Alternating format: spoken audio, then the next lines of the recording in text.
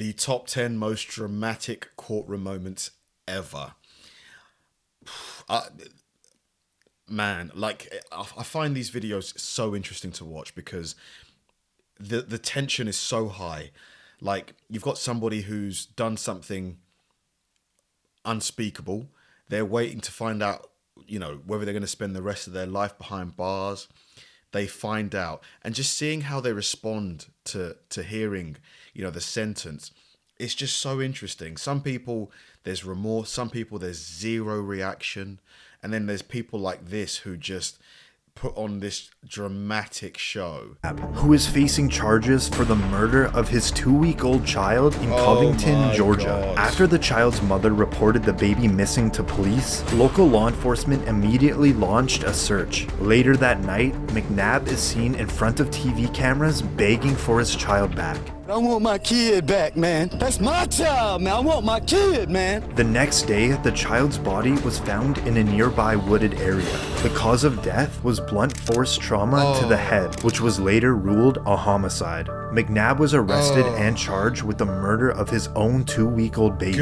After he was found guilty, we now move on to the sentencing. McNabb can then be heard claiming his innocence. I'm innocent. I didn't do it. I've maintained that the whole time. I would never do this. That's all I got to say. I would never do it. I'm innocent. And now the judge lets McNabb unknowingly choose his own sentence. You claim you're innocent, so you tell me what sentence the man or woman that you claim did this should receive. If you ever find out who did them, they deserve to be under the jail. Okay, so they ought to get the maximum sentence. Most definitely. Okay. On the crime of malice murder, I sentence you to life in confinement without parole. On considering the death of another, I sentence you to... After McNabb was handed down the max sentence, he was moved to Hays State Prison in Tryon, Georgia, where he is serving his life sentence. Man, like, give him the chair. Give him the chair. That's what he deserves, the chair.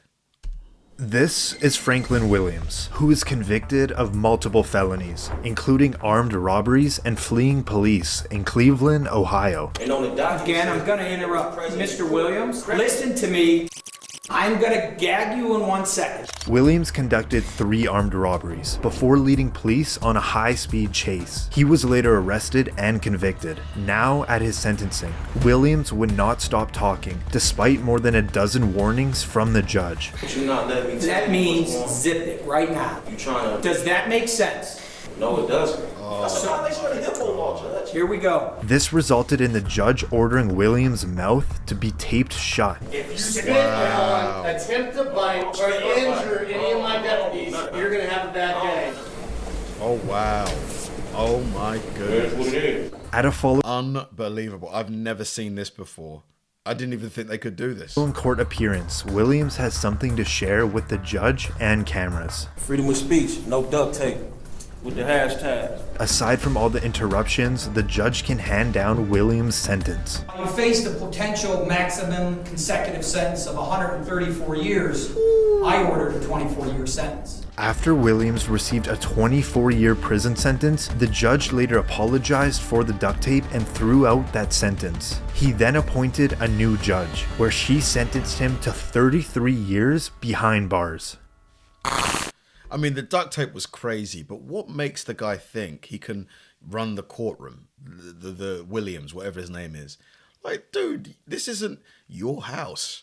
Like, you're standing trial. This is Camia Gamet, who is charged with the murder of her boyfriend in Jackson, Mississippi. Reportedly, the attack happened during an argument between the two individuals and ended with the boyfriend being violently stabbed to death. Gamet was arrested on first-degree murder charges. In court, Gamet would claim her murder was in self-defense and her boyfriend was attacking her. But in the end, she was found guilty of murder. The way I was portrayed, mostly everything was lies. There was a little bit of truth, but mostly I was convicted off of lies. We now move into the sentencing, where Gamet reported... I mean, that's what she would say, obviously, you know. That's what she would say. Oh, it's all lies. They made it all up. I never did it. It wasn't me. Reportedly kept interrupting the judge. You're gonna shut your mouth or I'm gonna have some duct tape put on it. With Gamet showing no remorse, the judge had some final words. You stabbed, you stabbed, you stabbed, you stabbed until he was dead. I agree with the family. I hope you die in prison as well. You know, if this was a death penalty state, you'd be getting the the chair. In the end, Gamet was sentenced to life in prison without the possibility of parole. Wow, that judge was not taking any prisoners. He was like, if I could give you the chair, you'd be getting it. This is Kimberly Kessar, who was charged with the murder of her coworker in Nassau County, Florida. Jordan Beard is Jolene Cummings' cousin. Kessar was working at a Tangles hair salon under a fake name. She reportedly was on the run for 25 years and wanted in several states. She wouldn't be found until she brutally murdered her coworker with scissors and allegedly disposed of her body. This is Kessar after she was arrested and awaiting trial. Are we on mute anyway, so I can say whatever the I want? We're not on mute. Oh, okay. And this is what it was like to supervise her in jail. She began to remove feces from styrofoam trays in the back of her cell and smear on herself on the walls. She began to throw feces at Smith, Miller, and I. Now, in the trial, she had to go to a separate room due to her outbursts. I refuse it. I have refused it. I refuse the public defender's office. Be quiet. Jolene Cummings' cousin as my public defender. Be What? quiet. You don't want the public to know that? And she continuously made false claims about her former public defender. Jordan Beard is Jolene Cummings' cousin. Jordan Beard is Jolene's cousin. She was later found guilty of first-degree murder and was sentenced to life in prison without parole. God, how annoying was she? This is Kyandria Cook, who was found guilty of carjacking charges in Volusia County, Florida. 18-year-old Cook and her then 17-year-old boyfriend had used a dating app to set up a carjacking, where the boyfriend reportedly shot the victim, leaving him seriously injured. After fleeing the scene and being on the run, the pair attempted another carjacking just 2 days later, but they were arrested. Now in court, Cook stands in front of the judge for her involvement in the theft and shooting. Keeps you guilty of all 3 charges, sentence you to 20 years in state prison. That is Cook's mother that can be heard crying. I feel bad, you know. I do feel bad for the mum. But I mean, if you raised the kid right, does the kid do this? Or do some kids just end up... I don't know, man. What do you guys think? Do you think that... I don't know. 20 years. Look what Reportedly, the reason for this very emotional outburst is there was a miscommunication with the assistant public defender, where Cook and her mother thought she wouldn't face any prison time. Are you kidding? The guy, like, died and you thought you'd get off scot-free? Like, delusional. Delulu.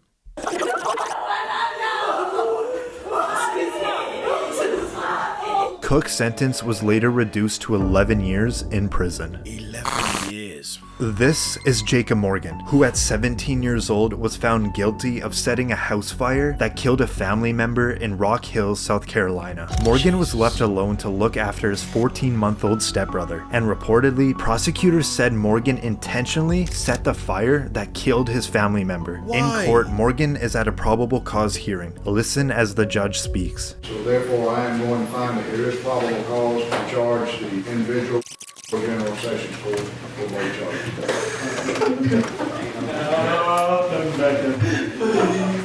Morgan settled for a... How dare you? Please no. Please no. Why did you set the fire?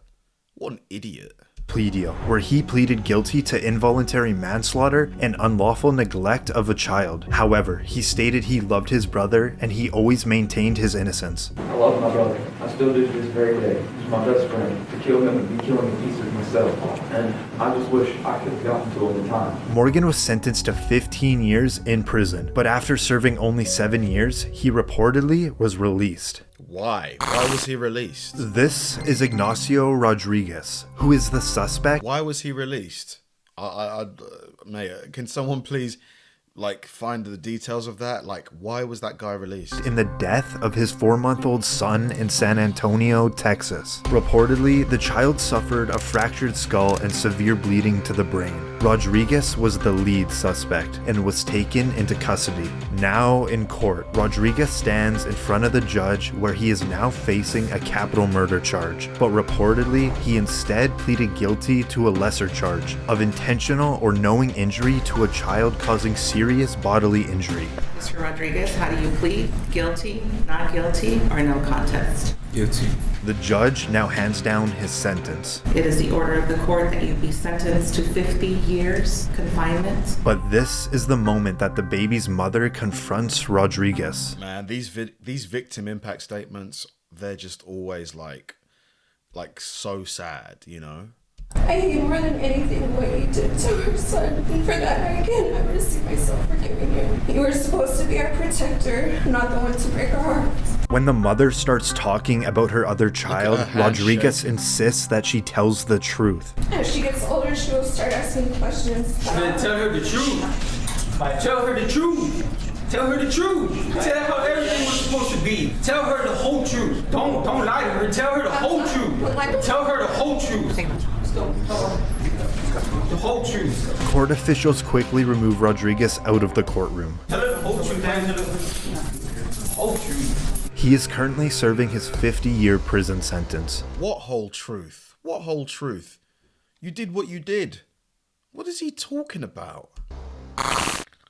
This is Damon Kemp. He is charged with the double murder of his roommates in Daytona Beach, Florida. Police were called to investigate a burglary at an apartment complex, and it was here Kemp allegedly confessed to the murders. He was originally staying with his two roommates when both individuals were shot several times in the apartment. During Kemp's bond hearing, he's now escorted into court in a wheelchair.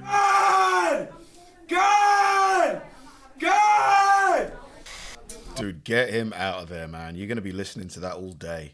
God! The judge tries to get Kemp's attention, but he's completely ignored. Mr. Kemp? God! Damon Kemp, I'm going to conduct your first appearance. God! For the victim's family, it got so tough they had to walk out. Kemp is currently in the Volusia County Jail awaiting his trial. He's just gone. Or do you think it could be like a charade just to kind of maybe they get off on insanity, that kind of thing? It's hard to take these people at face value, isn't it?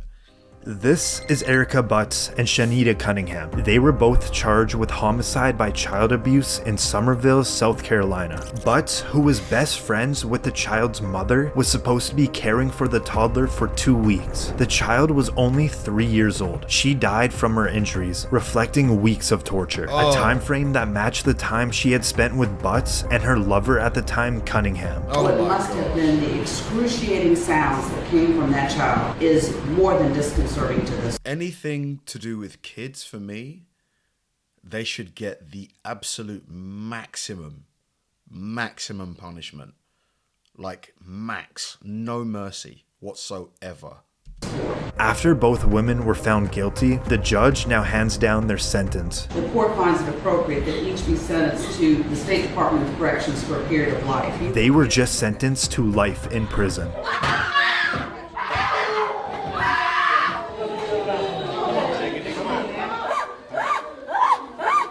And get them in the orange overalls. Butts and Cunningham are reportedly at separate prisons serving their life sentences. It's what they deserve. This is Anthony Kirkland, who is a convicted serial killer in Cincinnati, Ohio. They say I am evil and a monster. They're right. Even my mom hated me, but I don't blame her. Kirkland had previously served a 16-year prison sentence for the killing of his ex-girlfriend. A few years after his release, Kirkland begun his killing spree. Over a 3-year period, he killed 4 women, 2 of them being teenagers. Kirkland was arrested after his 4th murder, as he was caught with one of the victim's watch and iPod, which made him a lead suspect. Eventually, police were able to pin all the murders to Kirkland. Now in court, as the charges are being read out, Kirkland is facing the death penalty, and next, he appears to faint. Count 4, aggravated murder. Kirkland was later found guilty on all charges and sentenced to death. He is currently on death row awaiting his execution at the Chillicothe Correctional Facility. Man, I need to find something nice to watch to, you know. There's some people out there that you just never know the things they're capable of. And that's the scary part. They're out there in the world. It's just sickening. like the death penalty for me is a massive like bone of contention, but for some of these people, man, they deserve it. Thanks for watching, guys, and I'll see you in the next one.